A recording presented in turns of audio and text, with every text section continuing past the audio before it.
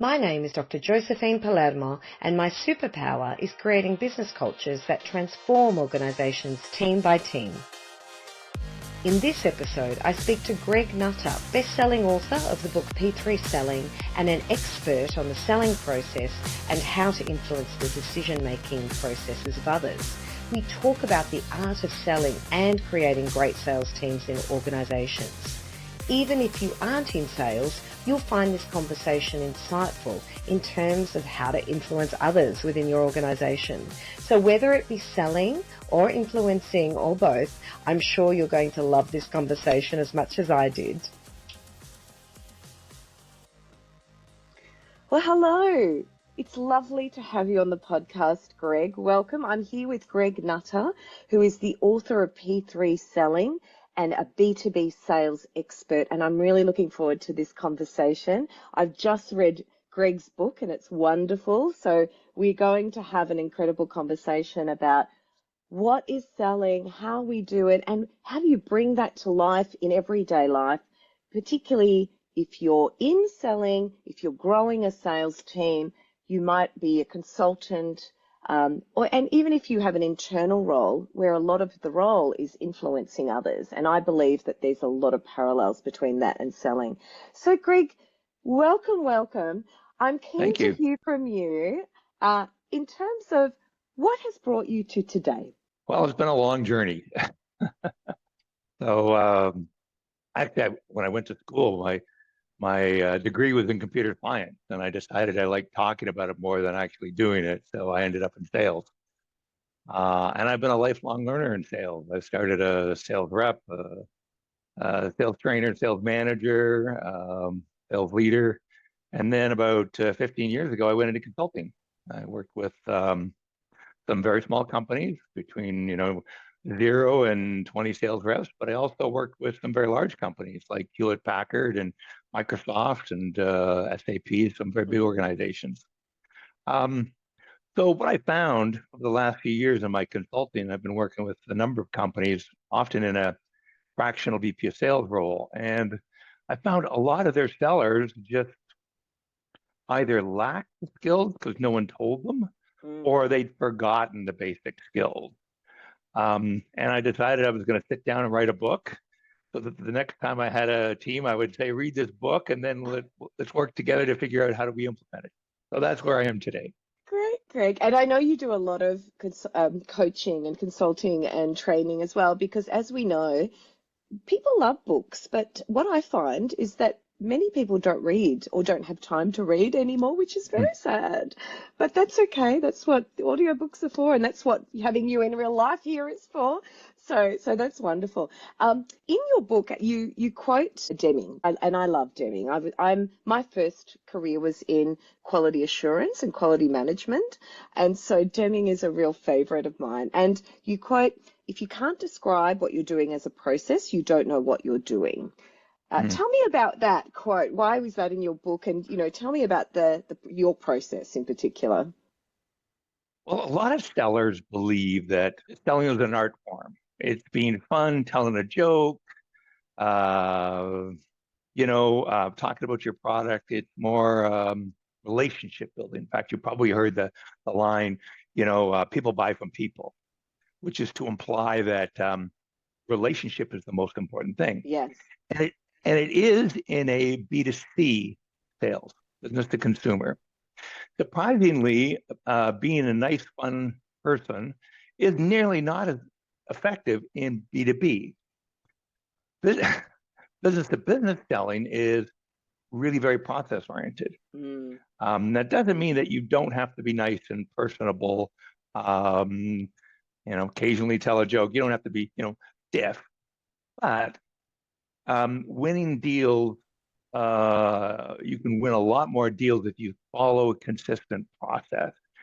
And I detailed, I think, 4 of the most important processes in the playbook in my book. And I also talk about a consultative selling process, which is different than a business to consumer process. Yes. And perhaps could we talk about both of those things? Because I think that there might be people who are interested in both, and I'd be interested in really exploring both. But let's start with Let's start with the B2B environment. Perhaps, if you want to just maybe give me the brief description of the Sure. process for people that haven't read the book, and then what is it that makes that particularly work in the B2B environment? Great. Quick question. So I like to use the two axes. One is product complexity, and the other is buying process complexity, right? And so if the product is very simple, I know what it is, you know, a can of beans, for example, and the decision process is really simple. I put it in my grocery cart and walk out. Then the way you sell in that environment, it uses what we call a two-step. You give information and then you ask for the order. Can I ring that up for you? Would you like some bread to go with that, right? Very simple. And people use that kind of selling all the time. We see it every time when we go to the store, when we buy, groceries or whatever. And because we see it all the time, we think it works in business to business, but it does not. Because if you go back to those two quadrants, product complexity is much higher, particularly if you're selling a service, such as yourself, Josephine, or some of your listeners. Services are quite complex. Yes. There's a lot of nuance between the differences. And when you're selling to businesses, the buying decision process is complex. Yes. There's multiple steps. There's a lot of people involved. There's gatekeepers like purchasing and IT and all kinds of people that weigh in. And so what you're trying to do in a B2B environment is to create awareness, right? Selling is about creating awareness. And you don't do that by talking about your product. You actually do that by asking good questions for someone to say, it's an interesting thought, Josephine. I hadn't really considered that. Tell me more. All right? Yes. So when it comes to B2B selling, you're trying to create greater awareness and therefore people to change their perspectives around which product, solution, recommendation is better, change their situation, take action to buy a product or change their behaviors. Yes. And if you look in leadership really requires influence. I like to say management is about more efficiently or effectively operating within a given paradigm, while leadership is about influencing people to move to a new paradigm. Yes, yeah. Yes, I love that too. That's very insightful. And so Greg, I think what you're saying is that you have to go into a process by which people develop some insight. So it's a new thought or a new way of thinking about an old problem, perhaps. Is that what you mean? Just want to make sure that I've got that. Tell me a little bit more so we can, because I think that's an interesting aspect. Yeah, B2B sellers engage in, we talked about B2C sellers. You give information, they ask for the order, right? Or ask for the next logical step. In B2B selling, there's three kinds of key behaviors. One is understanding. So understanding somebody's perspectives around a problem or an opportunity, their perspectives around a solution, their perspectives around whether they should take action. And if they all say, yeah, big problem, we love your solution, we want to buy now, then there's no influence involved, right? Yes. But that doesn't happen very often. Yes. So if somebody says, well, we're not sure that we need to fix this problem, we're not sure it's really large enough, then the second behavior after understanding is is influencing. Yes. So you want to ask good questions for someone to say, Josephine, maybe that's a bigger problem than we thought. Maybe we need to take action. Maybe we need to get our boss involved in this, right? So you influence people to have a different perspective, either on the problem or a solution or the importance of taking action. And then lastly, it's messaging. So if someone told you, you understand their situation, you've influenced where you can. And then when you come out with a proposal or a presentation, you message back based on your understanding and what you've been able to influence. So you're creating meaning together in that respect when you message that back, right? You're you're in the same zone as the Yes. person you're trying to influence and sell. It's very important. Yeah. And that's where, that builds empathy, a rapport, trust as well when you do that. So I can see how powerful that is. I can see that this process is really important and thinking about this process. So for example, I just had a potential client the other day. We had a meeting which I thought went really well, where we talked about the potential of the service. We talked about where we thought the problem was, and there was some agreement around the problem. However, the follow-up was a response around, well, I don't think the problem is big enough right now. It's Yep. not broken, because really what we were talking about was going from, good to great in a way. Because what we do around the services we provide is you can go from good to great. It's a good idea not to wait until it is broken. But, the response was, well, maybe it's not to your point, not a big enough problem now, or the sense of urgency isn't there quite there now. And so I guess what you're saying, the follow up, what would the follow up be in kind of lay terms? What would you do in that situation? Well, you hit on a great point that a lot of sellers miss, in that, you know, until someone says we need to fix this, companies have lots of problems that they Yeah. do not fix. Yes. People have lots of problems and opportunities that you don't try to capture. Yeah. So if someone says, Josephine, I hear you, but I don't think that's a big deal right now. So there's two things you can do. So in the consultative model I described, there's something called the ask, suggest, recap model.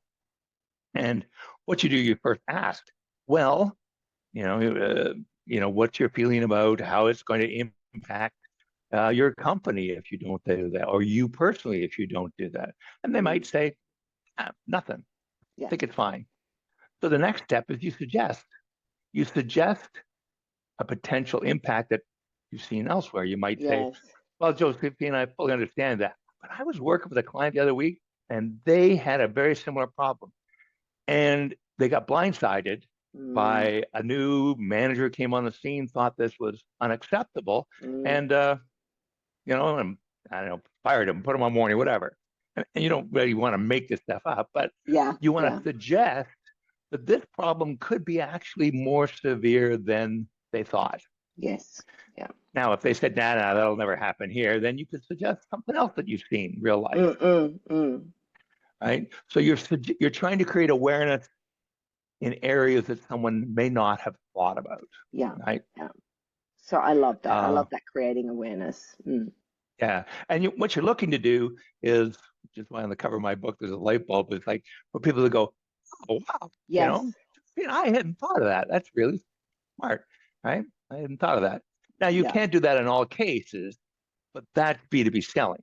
Yes. Not talking about your product. It's Yes. creating awareness so light bulb goes on. Yes, exactly. And I think that follow up that you've just described is really where you get that light bulb. You do get those light bulb moments, and it's a good thing to think about, because I think normally, so for example, I myself, I may have stopped at, well, it's not quite a problem for you today.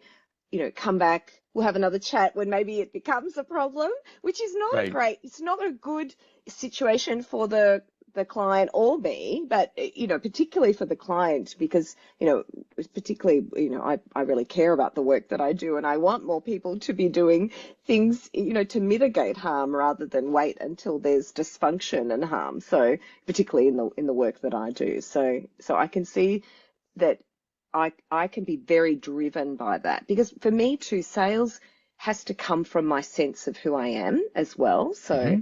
and I know that you kind of understand that too, and because that's where the relationship aspect comes into play. So, Yeah. is there anything else, Greg, in the B2B space? Perhaps some things that you've seen people do not so well, or could do better in that part of the process for you, in that messaging part? Um, I could go through the five top mistakes that sellers make. But the biggest one is you spend too much time talking about your product. Yeah. And I like to say, or solution or offering or services. without the context of a problem Yes. that someone says they want to fix or an opportunity they want to capture, any discussion around a solution makes no sense, right? Yeah. How much is that? Who cares, right? Yes. How long will Yes. it take? Who cares, right? Yeah. Yeah. Right. So it first establishing, finding a problem or an opportunity that somebody says, yeah, I think that's important enough to fix, Yeah. right? Um, is is really key. And by the way, on the suggestion part, it's always a suggestion, not a tell. Too many sellers tell, right? Yes. They say, well, you need to fix that because, Yes. no, Yes. right? And then it's not collaborative anymore. Mm, What you do mm, is you suggest something you've seen or heard, mm, mm. and then you ask, Yeah. would that might that be important to you? So That's now right. it's a collaborative discussion Yeah. around it rather than me telling you what you should think. Yeah. Yeah. Absolutely. And Greg, so once you have that, maybe you do have that light bulb moment. Perhaps if you could explore with me, what's the rest of the process? So you've got your messaging, Okay. you've achieved your light bulb moment. What happens after that? Okay. Mm. So companies and people, we'll focus on people for a moment, go through very defined stages when they make not just a buying decision, but almost any decision of consequence, any decision that has some risk to it or complexity to it. And Yeah. that's B2B buying processes. So the first stage, which we just talked about, is called the need recognition stage, where someone goes, you know what? I really need to fix that, Yeah. right? The next stage they go through is they go through this information search. They ask themselves, um, what's available out there? Yeah. What could I do? What are my options, right? And they'll look on the internet, they'll talk to their friends. And once they feel like they have enough options, they go to the next stage with, well, how do I Yes. do trade-offs? Yes. We call that evaluation of alternatives. Mm-hmm. Is it price? Is it I like the person that's selling them? And that sometimes plays a little bit of a Yeah. factor. So they look at how do I make the trade-offs? And then they go to the last stage where they say, okay, I'm going to pick this one, and they finalize all the steps. In fact, you could put it into, deep psychological terminology. The first stage is called cognition, Yeah. understanding your current state. The next stage where people look for information is called divergent thinking. Mm. They look around and say, what's available? Yeah. Then they go to convergent thinking. Mm-mm. How do I make a decision? And the last is called resolution, where they make that final decision. Mm. So to your point or your question, is that sellers sometimes just, I got a problem, and then they propose, Yes. right? But what they should be doing is saying, okay, this person is going to go through those 4 stages with me or without me. So, okay, you agreed, Josephine, you're going to solve that problem. What kind of information do you need to help make you really comfortable that you're going to make the best decision, Love it. the right one? And then you're going to help them get that information. And then you're going to ask, now how are you going to make a trade-off? Yeah. Right?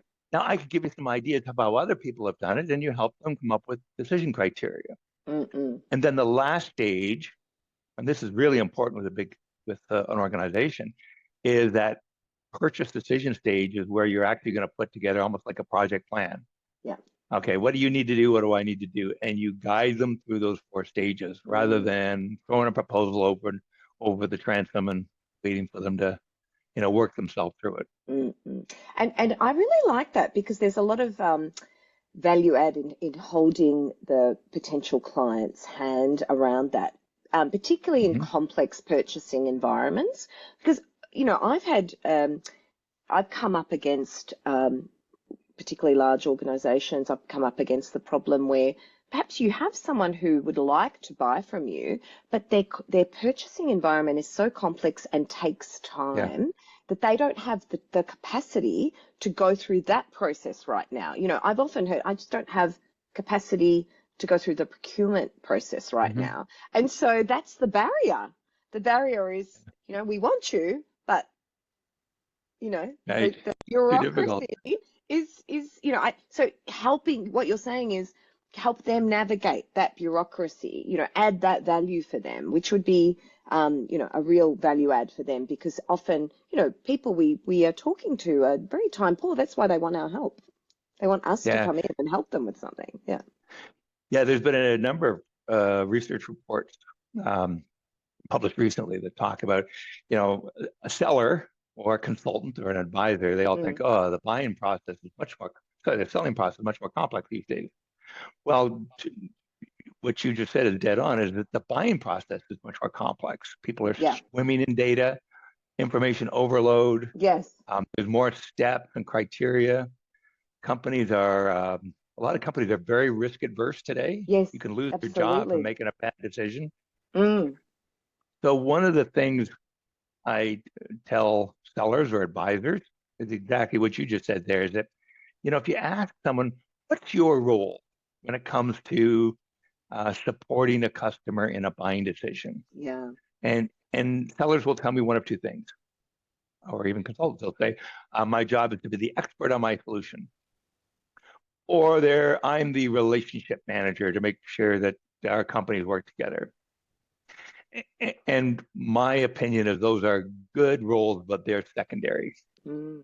The primary role should be, you're an expert on the buying decision process, not the selling, the buying decision process, and you're there to help that buyer navigate it, right?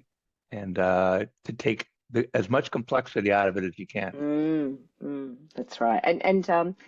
So is that about getting to know, so understanding the process, but also getting to know those aspects of the organization that are involved, other aspects that are involved in that? So I'm thinking of, for example, going to someone and say, I've already spoken to, or I've already had a look at your buying policy, or I've already spoken to that department.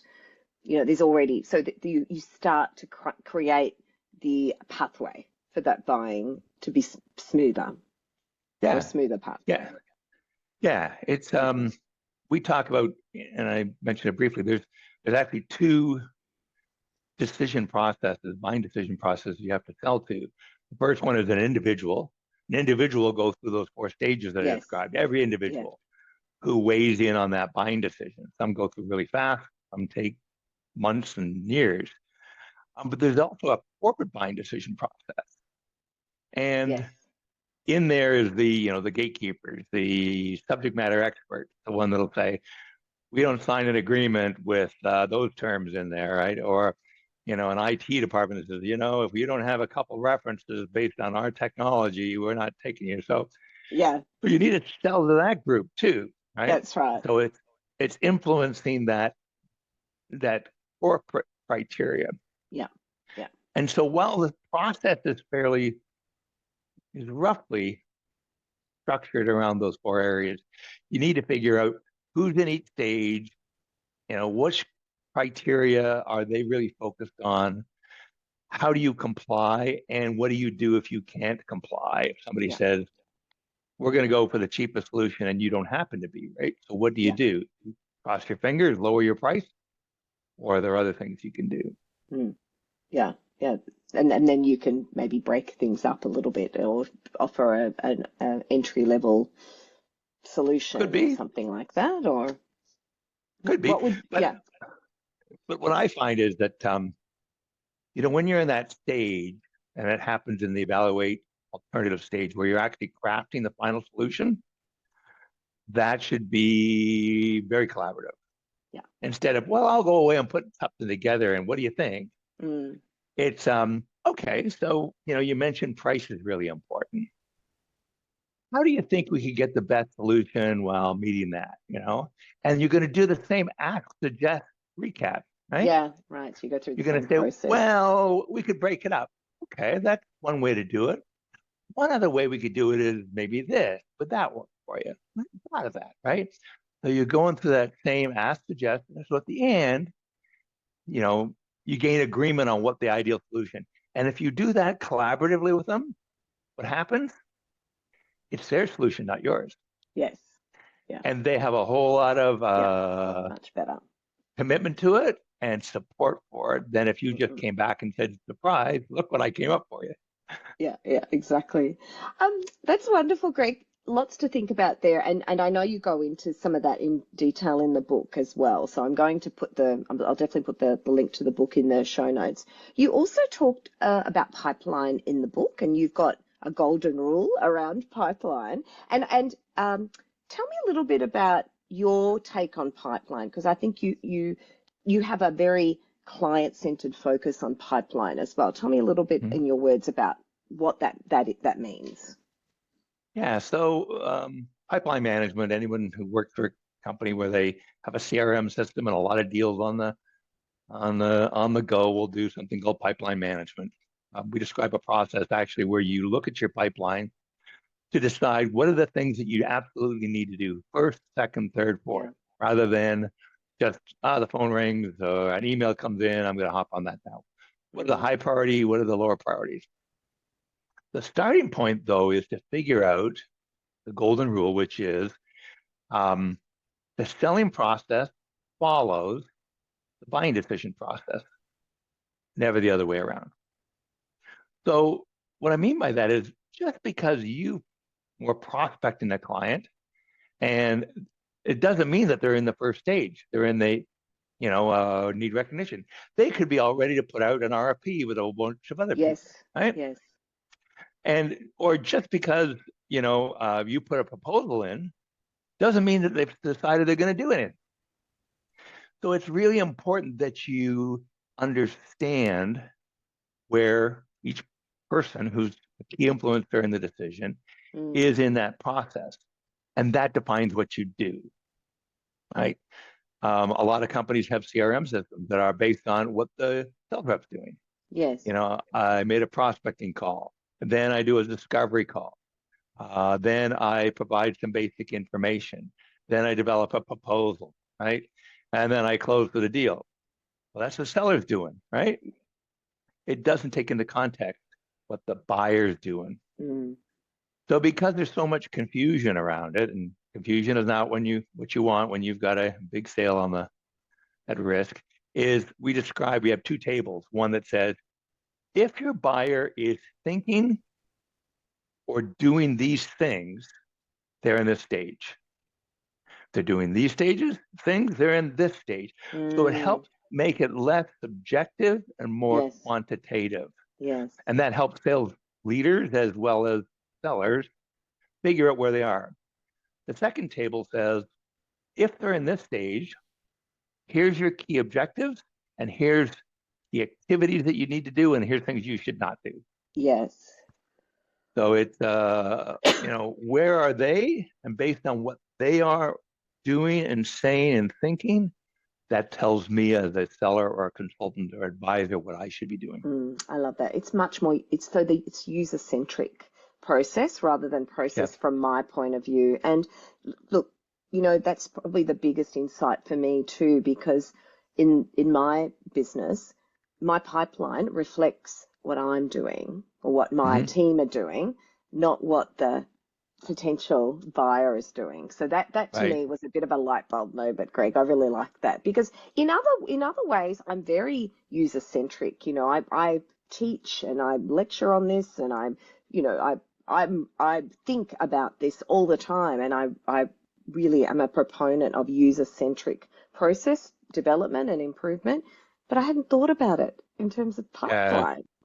It Yeah. just hadn't occurred to me, which is I worked crazy. with I worked with an Australian company last year, and one of the first things I got them to do was change the labels on their CRM system Mm, to are they a prospect, which is no no established need, no feeling that yep. we're right, no awareness of a need recognition. I now am aware of some problems or opportunities I want to take, but no commitment to do anything about it, right? Yes. Information search, evaluate alternatives, purchase decision, and then you can clearly see, well, what have they done? They've done that. Okay, they're clearly there. So Yes. a manager, sales leader, can ask, what have you seen? What do you know for sure? Actually, I'm not sure. Go back and ask. Right. Yeah. Yeah. So it's Yeah. great It's for leaders to coach as well as for sellers to keep themselves on track. Yeah, no, I really love that. I have to go and change our labels today. Thank you, Greg. So I just before we go, I wanted to also discuss, because I know you've had a lot of experience building sales teams, and I'm in the business of building teams, so I really wanted to have a bit of a chat about that. How do what are the nuggets? What are the essential things you have to put in place to really build a great sales team? And I'm thinking of a context where perhaps you have a business that has decided to grow or are growing, and they need a sales team, and they're almost building a team from scratch in a way. So they've been doing it in-house, or the founders have been doing it, or other people have been doing the kind of sales role, but now they want to have a function that is a sales. What would you recommend they do? There are three things that you need to scale a sales team. The first thing, you need good selling processes, from prospecting to call management to managing an opportunity to managing your pipeline and therefore your time. So you need good sales processes.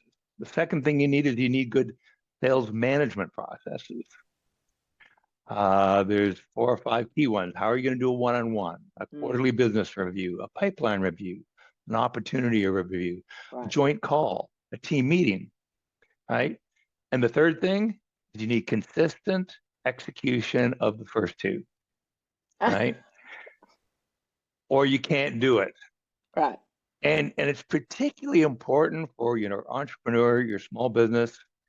Gone are the days where I can go out and hire a couple, gunslingers, really top sales reps, give them a comp plan where they can make $1 million and tell them to go, right? Love it. Because the reality is that the really good salespeople, they don't want to work for you. Yeah. They want to work for the big fat companies with nice benefits and big promotional opportunities. So you got to have that in place. Well, the weakest link is certainly around sales processes, but the other thing is sales leaders, owners, taking a hands-off approach. They need to be actively engaged. They need to understand the sales processes. They need to inspect the sales processes. They need to coach to the sales processes, right? And so without that, you just can't. You're hiring one person, they don't work out. You're hiring somebody else, they don't work out. I hear that a lot. Right. And owners, who started the business, they can actually do pretty well with just because they're experts. They know their product, they're offering better than anyone else, and so they inspire confidence when they talk to potential customers. But a seller isn't going to have that, right? And so you need to give them solid processes where you don't need to have. You can still bring in the owner when you need that expertise, but you follow those 4 stages, and you can actually scale. Yeah. Common language, common processes, coaching, and inspection. What's the main barrier to consistency? What have you found? Why isn't that simple? Why isn't that? So you've got your processes in place. You bring some people in. You teach them or you coach them. Why aren't they what is the problem? I'm going to come up with a couple. One is, what we talked about earlier. A lot of people think selling is an art form.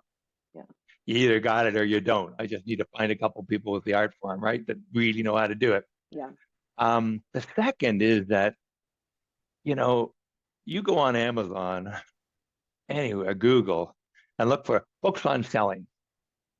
If you don't come up with 1 million, you're not trying very hard. If you don't come up with 10,000 sales methodologies, 1,000 people to coach and train you, you're not trying very hard, right? There's a ton of material out there. A lot of it was written by the fly by the seat of their pants kind of seller, right? Yeah. So people don't put in good processes or aren't comfortable with the processes they put in. I mean, you talked a little bit, your CRM. It's like you did that instinctively. That's right. Right. And B2B selling, I will tell you that what comes instinctively is generally wrong, right? What comes Oh no. what comes instinctively is business to consumer selling, Yes, right. Because we are right? consumers. We're used to that, right? We do that every Right, day. Yeah, right. yeah. And so if you don't find a process that's solid, if you don't implement it Mm, and religiously follow it, um, you get into trouble. And yeah, so it's a combination of having a misunderstanding of what B2B selling is, not putting the right process, not religiously um, sticking to it. I'll tell you, I've been involved in running training programs for some of the biggest companies in the world, like I said, Microsoft and Hewlett Packard, others. And I'm always surprised. I go in there, workshop, and the manager comes in and says, "Oh, this is Greg, and he's a really good guy, and you're going to learn lots." And then he goes, "Have a good day," and he walks out. Right? I'm thinking, how can you coach to this? How can you reinforce this? How can you yeah, build DNA on this when you don't even know what Greg said? yeah. Exactly, exactly. So That would be very frustrating. yeah, so Mm, a lot hence of the book. sales managers don't. I always like to say, first line sales manager is the biggest um, failure point in rolling out any kind of program, whether it's sales or any other program, right? And so, if first line sales managers don't understand it, adopt Mm, it, yeah. become experts at it, it isn't going to go anywhere. That's Yeah, one of the you're big going to issues. cascade that exactly. And I because I imagine a lot of that, I'm sort of applying it to what I do with teams. A lot of that is actually also establishing a team of people who have consistency because Hmm. they're working on their group process continuously. They've got ways of working together. They've designed their work so that they can review what they do, they can continually support each other and coach each other, and they're reinforcing that process.